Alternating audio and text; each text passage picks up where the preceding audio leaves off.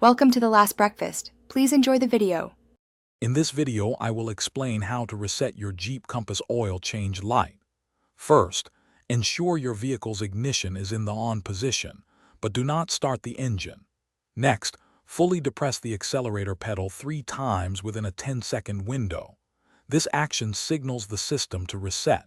Finally, turn the ignition completely off to save the changes. It's a straightforward process that saves you a trip to the mechanic. Some Jeep Compass models allow you to reset the oil light using the steering wheel controls. Begin by navigating through your dashboard display until you find the vehicle info menu. From there, select Oil Life and then press and hold the OK button. The system will prompt you to confirm the reset. This method is often found in newer models and offers a convenient digital solution. If you're finding this video helpful, please consider subscribing and giving it a like. Quick recommendation. On another note, sometimes after a long day of working on your Jeep, you just want to relax with a good book. You can read anywhere with the new Kindle Paperwhite. It's perfect for endless stories. Check the description for the link and other great deals. Now, let's get back to the video. It's crucial to remember that resetting the light does not replace an actual oil change. Always perform the necessary maintenance first.